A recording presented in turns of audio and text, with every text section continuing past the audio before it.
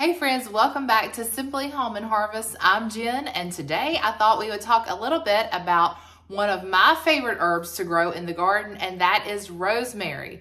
There's so many wonderful things that you can make using rosemary, and today I'm going to tell you about 3 of those. So the 3 things we're going to make today, we're going to make a quick and simple rosemary bread in our bread machine, and then we're going to create a rosemary tincture that's going to take a couple of months before it's ready for us to use. And then we're going to have some rosemary roasted potatoes tonight for dinner, and I'm going to show you that simple dish. So all 3 of these are fairly easy. They require ingredients that you probably already have on hand, especially if you grow rosemary. If not, it's pretty readily available in your grocery store. And so pretty soon, you know, it'll be growing fresh in the gardens, and that might be something, if you try it out and get some from the grocery store, that you want to consider growing in your garden. It's very easy to grow, and I happen to have some in the windowsill up here I'm going to show you. That's what we're going to pull from today. I also have some that I grow outside. That one's not looking so good right now because it is winter. But pretty soon it will be up and growing again once our warm weather returns. So our rosemary bread does require yeast. So the first step is just to get our yeast going right inside the bread machine. That's the wonderful thing about using the bread machine, is that everything you're mixing, your kneading, your baking, everything happens right here. No need to dirty up extra dishes. Extra dishes is wonderful. I love using it for shortcuts when I just, want to get bread on the table quickly. So 1 cup of warm water, we're going to pour that right in. And then also we are going to sprinkle in our yeast and some sugar on top. So we're going to use 2.5 teaspoons of yeast. And I've got a little bit left in this jar. That's probably 1/2 teaspoon. And then we'll gather 2 more.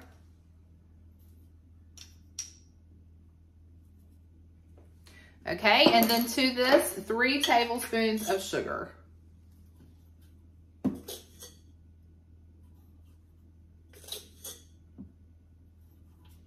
All right, now we're just gonna close the lid, walk away for about 10 minutes, and we'll come back, and once this is foamy and bubbling, then we'll know that we're ready to move on to our next step. It's been probably a good 15 to 20 minutes. I got on a phone call and got busy, but you can see the foaminess there and all the bubbles. So that means that this is ready to add in our flour and all of our ingredients, our herbs, our oils and stuff. So we'll go ahead and add that into our machine. All right, so the first thing we're gonna add is 1.5 teaspoons of salt. I'm gonna use my Himalayan pink salt. So 1.5 teaspoons. We're gonna add 3 tablespoons of olive oil, 1/2 teaspoon of Italian seasoning,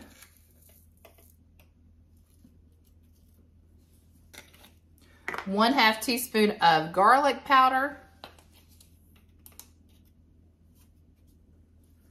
the star of the show is 2 teaspoons of crushed rosemary. Now this is rosemary that has been dried, and I don't have much of it left, but we don't really need much. We just need 2 teaspoons. And what I do is I just measure this in the palm of my hand. So I know that that's about what I want right there.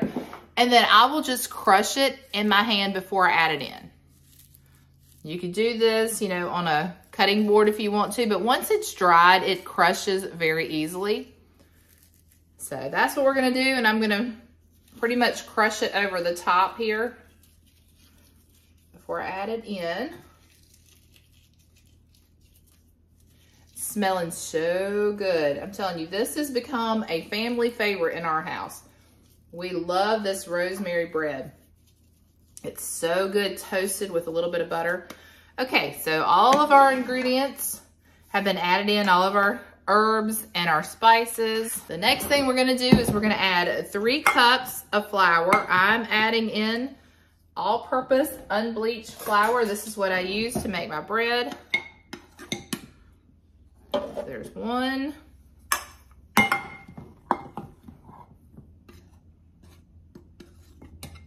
2. 2. And I'm gonna have to fill this up again, I see.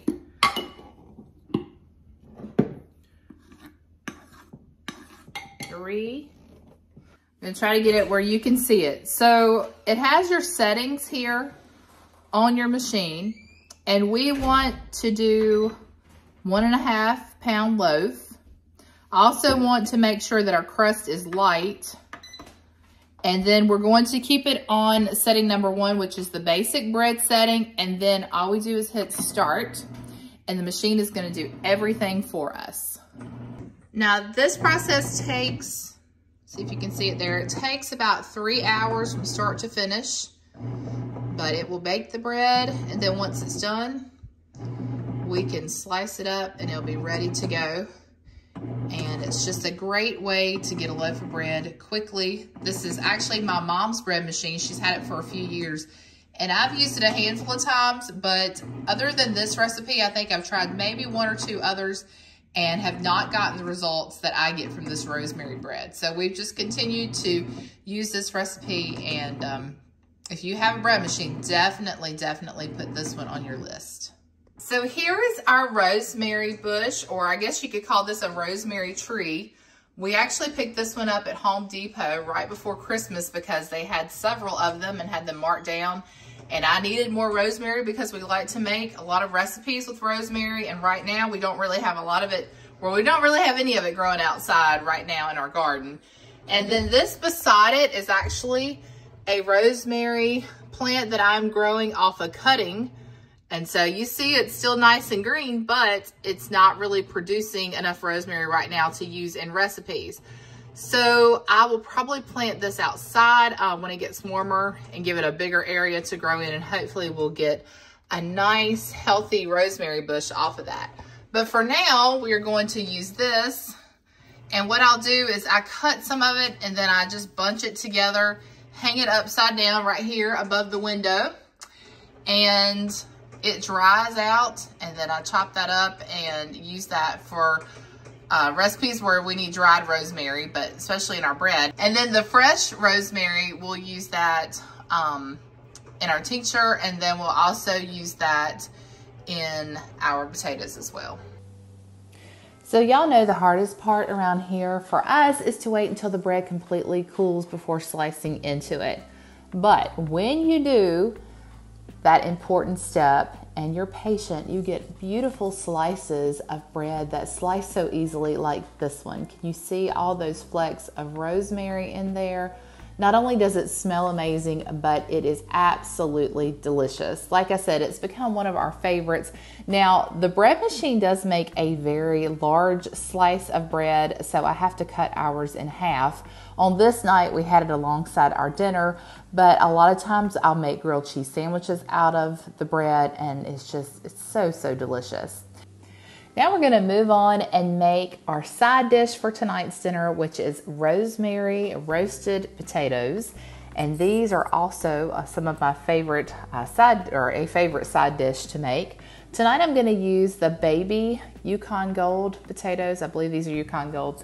I picked these up at Aldi. Sometimes in the summer we will use our garden fresh potatoes that we grow and make this dish. But the smaller potatoes, I really do like using those because they do cook up a little bit quicker, and I don't know, just something about those with the rosemary, and a lot of times I'll add like thyme from the garden if I have it on hand, and then we'll put a little olive oil with it. I'll sprinkle some salt, some pepper. A lot of times, most of the time, I will use the garlic herb seasoning that I get from Aldi. So I'll show you that step here in just a minute. But first, we're gonna get all of these potatoes cut up into, I guess, about 1-inch cubes, and then we are going to preheat our oven to 500 degrees. And what I do is I bake the potatoes in there at 500 degrees for 10 minutes, and then after 10 minutes I will turn them down to 400, where I keep an eye on them. These will probably only need about 10 to 15 more minutes to bake, but sometimes up to about 20 minutes is what it will take before they are nice and crispy and fork tender. And so now you just see I am taking all of the rosemary off the stem. Again, a fun thing to do is to strip the rosemary stems. I don't know why that's so satisfying, but especially when I can get one that just comes off in one little slide, it's just, I don't know, it's kind of like taking an apple peeling off of an apple and being able to get the whole peeling, you know, in one strip. That's sometimes a competition around here, but that's just a good feeling to be able to slide all that rosemary right off the stem on one try. So we're going to sprinkle our rosemary over our potatoes after we douse them really good with olive oil and just toss all of that together. Very, very simple dish. And then we're going to add our seasonings and get it into the oven.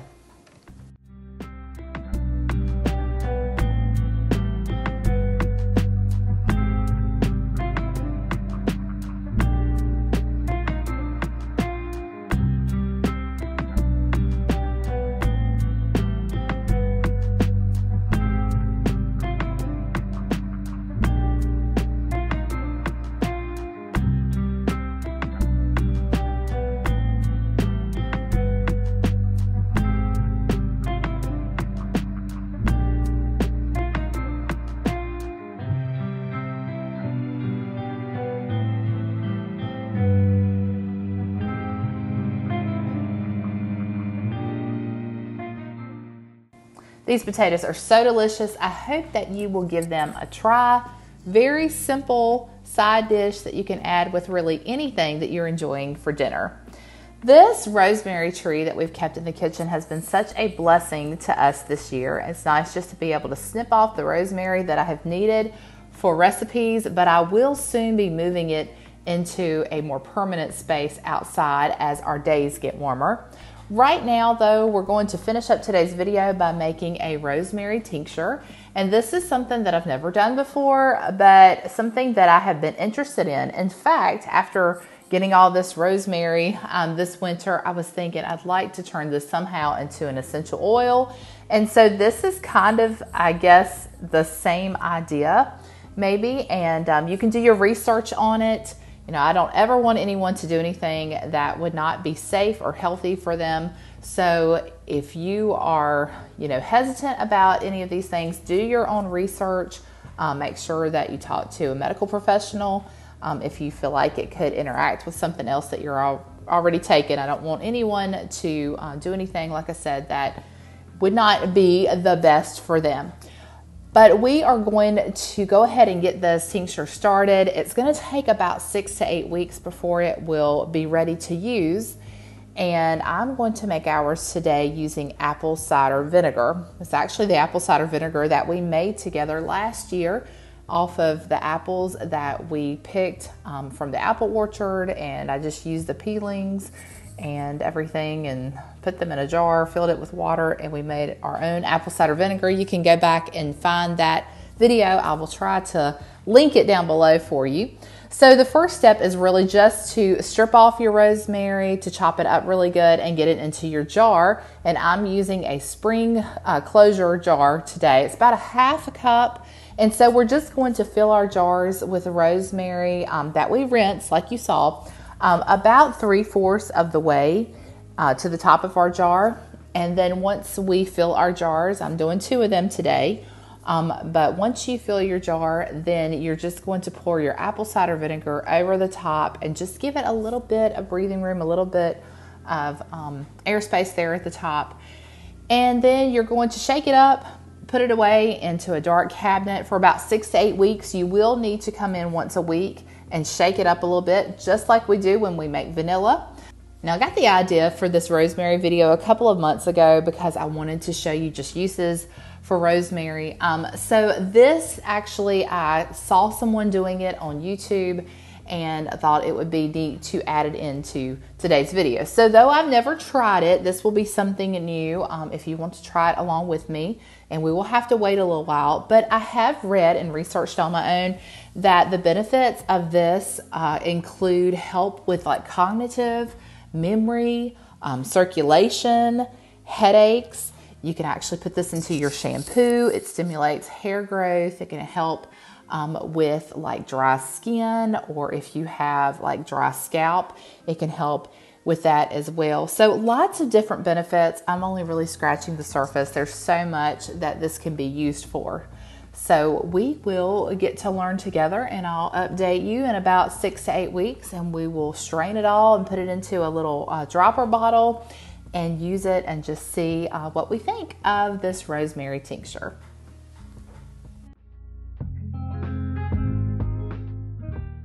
All right, friends, well, that's all I have for you today. I hope that gives you some ideas of ways that you can use the rosemary that you grow in your garden this year. If you haven't grown rosemary before, I really encourage you to give that herb a try. Like I said, it's one of our favorites. We also love to grow thyme in our garden. I've grown parsley and basil and lemon balm, so many other different things, but I really enjoy just the benefits of herbs, and there's so many more uses for rosemary. I could have made a rosemary infused olive oil. That's something that's really good to like dip breads in and for salad dressings. So just so many uses, but that gives you 3 right there for a start. So I hope that that will inspire you to get out and grow some things, maybe try some new things in your garden this year. We're getting close to being able to plant in the ground, and that is very exciting to me. So until next time, friends, remember to live simply, use what you have, enjoy the moments you've been given, and I'll see you with more in the next one.